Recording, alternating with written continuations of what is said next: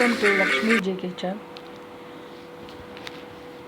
காரடையான நோம்பு வெள்ளடை உப்படை தான் பார்க்க போகிறோம். அது எப்படி பண்ணலாம், என்ன சாமான்கள் தேவை, எப்படி மாவு தயார் பண்ணி வச்சுக்கிறது அப்படிங்கிறத பார்க்கலாம். முதல் நாளே அரிசியை 3 தடவை நல்லா அலம்பிட்டு ஒட்டை வடிகட்டியில் வடிகட்டி வச்சுக்கணும். ஒரு காட்டன் துணி போட்டு அதில் நல்லா உலர விடணும். இப்படி பிடிச்சேல்னா பிடிக்கணும், உதிர்த்தேல்னா உதிரணும். அரிசி கையில் ஒட்டாமல்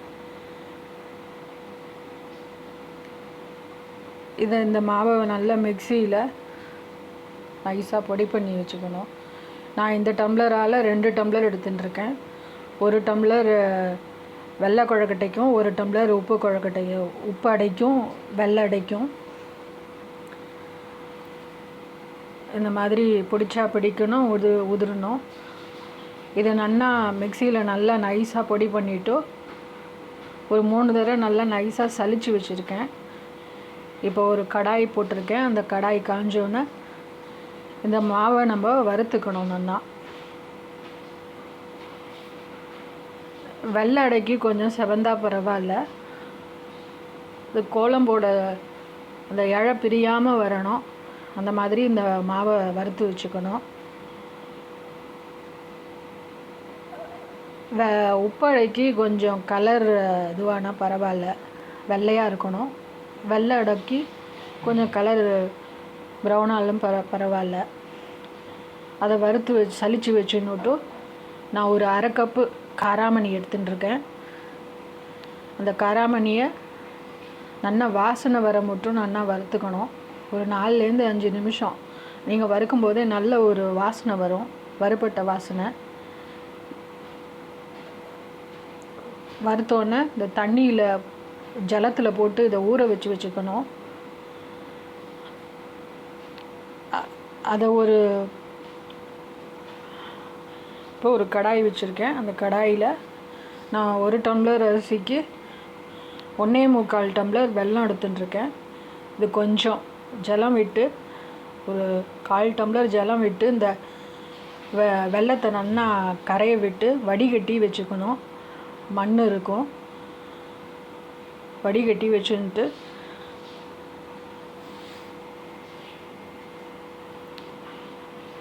அந்த ஜலத்தை நான் அளந்து விடுறேன். 1 டம்ளர் அரிசிக்கு 1.25 டம்ளர். ஏன்னா ஆற உப்படை வெள்ளடெல்லாம் விரைச்சிக்கும், காஞ்சி போன மாதிரி ஆகிடும். கொஞ்சம் நேரம் ஆக நான் 1.25 டம்ளர் விட்டுருக்கேன்.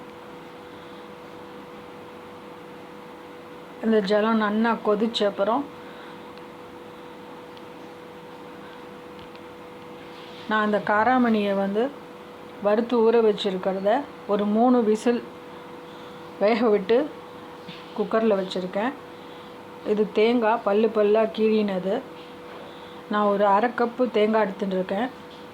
அதில் பாதி வெள்ளை அடைக்கும் பாதி உப்படைக்கும் எடுத்துட்டுருக்கேன்.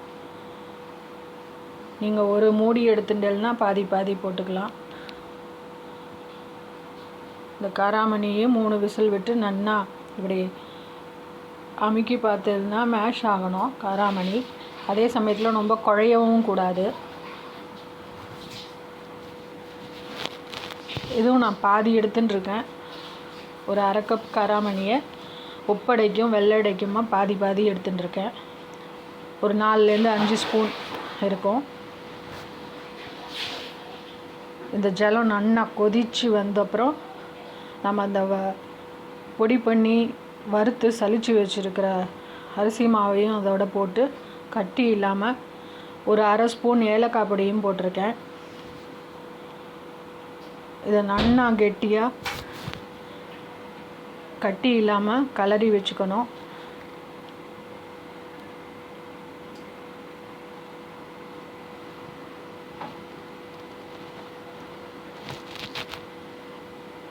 அது ஆறின அப்புறம் நம்ம அதை வேக வைக்கணும்.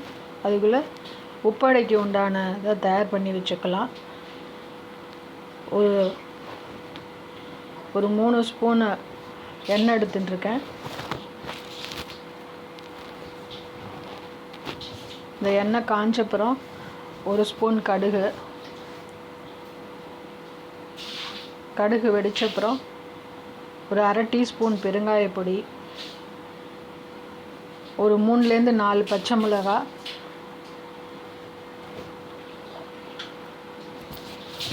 கொஞ்சம் கருவேப்பிலை.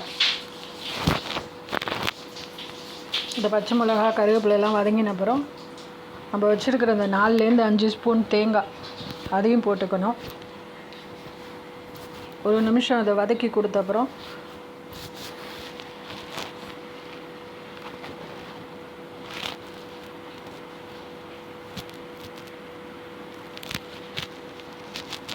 ஒரு டம்ளர் அரிசிக்கு நான் 2.25 தண்ணி விடுறேன். வெள்ளடைக்கும் 2.25 தண்ணி விட்டுருக்கேன். உப்படைக்கும் 2.25 ஜலம் எடுத்துட்டுருக்கேன். இதுக்கு தேவையான ஒரு 1/2 டீஸ்பூன் உப்பு அதையும் போட்டு, இந்த காராமணி வேக வச்சுருக்கிறதையும் ஒரு 4லேருந்து 5 ஸ்பூன் அதையும் போட்டு, இந்த ஜலம் நல்லா கொதி வந்தப்புறம்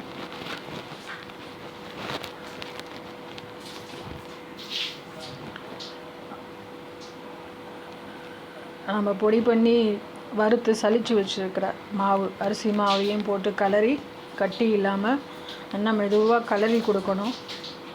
கொஞ்சம் கொஞ்சமாக போட்டு கலரி கொடுத்தாக்க உங்களுக்கு கட்டி இல்லாமல் நல்லா கலர வரும். ஏன்னா வெந்நீர் கொதித்த வெந்நீருங்கிறதுனால இது கட்டி வராது.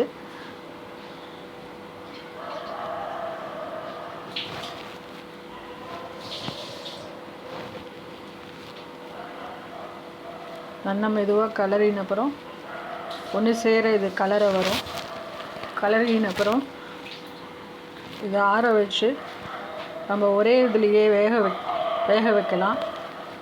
ஒரு தட்டில் உப்படையும் இன்னொரு தட்டில் வெள்ளடையும் வச்சுக்கலாம். இப்போ நான் வெள்ளை கொஞ்சம் ஆறி எடுத்து அதை இப்போ ஒரு இட்லி பாத்திரத்தில் அடியில் ஜலம் வச்சுருக்கேன். அந்த ஜலம் கொதிச்சுன்னு இருக்கு.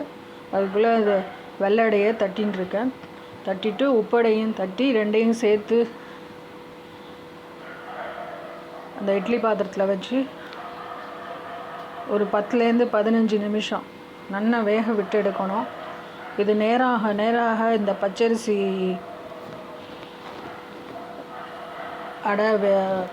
அடைங்கிறதுனால கொஞ்சம் விரைச்சி போகும். அதனால் தண்ணி கொஞ்சம் ஜாஸ்தி விட்டாலும் பரவாயில்ல, ஒன்றும் ஆகாது, சாஃப்டாக இருக்கும். ரொம்ப தண்ணி கம்மியாக விட்டுட்டேன்னா நேராக இது விரைச்சிக்கும் பச்சரிசி. இந்த மாவு கொஞ்சம் தண்ணி தளர இருந்தாலும் பரவாயில்ல. 3 டம்ளர் இது வறுத்த அரிசிங்கிறதுனால கொஞ்சம் தண்ணி ஜாஸ்தியே தேவைப்படும், பார்த்து விட்டுக்கோங்க. பழவரிசியாக இருந்தால் இன்னும் விரைச்சி போகும். அதனால் உங்களோட அரிசி எப்படிப்பட்ட அரிசின்னு பார்த்துட்டு அதுக்கு தகுந்த மாதிரி தண்ணி ஜாஸ்தியானா பரவாயில்ல, கம்மியாகாமல் கரெக்டாக பார்த்து விட்டு இதை ஒரு 10லேருந்து 15 நிமிஷம் நல்லா வேக விட்டு எடுத்தல் தான். இது நல்லா ஜலம் கொதிக்கும்போது இந்த அடையெல்லாம் வச்சு வேக வச்சல்னா சீக்கிரம் ஆகிடும். இந்த ஜலம் கொதிக்காமல் வச்சல்னா லேட் ஆகும். நம்ம அந்த அடை தட்டும் போதே அந்த பாத்திரத்தில் ஜலம் வச்சுட்டேன்னா ஸ்லிம்மில் வச்சல்னா அது மாட்டுக்கு ஜலம் சுட்டுன்னு இருக்கும். நம்ம அந்த அடை தட்டி வைக்கிறதுக்கு சரியாக இருக்கும்.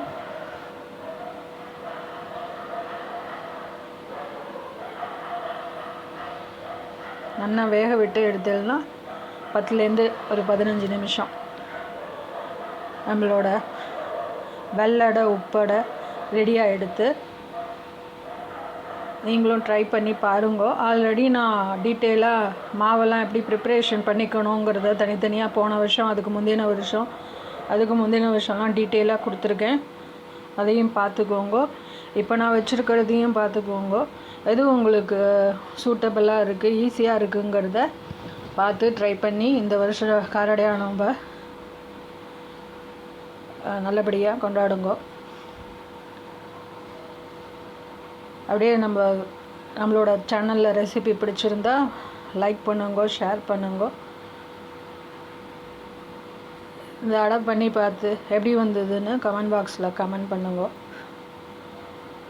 நம்ம சேனலில் மறக்காமல் சப்ஸ்கிரைப் பண்ணி வச்சுக்கோங்க. உங்கள் ஃப்ரெண்ட்ஸ் அண்ட் ரிலேட்டிவுக்கும் ஷேர் பண்ணுங்க. அடுத்த ஒரு வீடியோவில் சந்திக்கிறேன். தேங்க்ஸ் ஃபார் வாட்சிங் மை சேனல். தேங்க்யூ.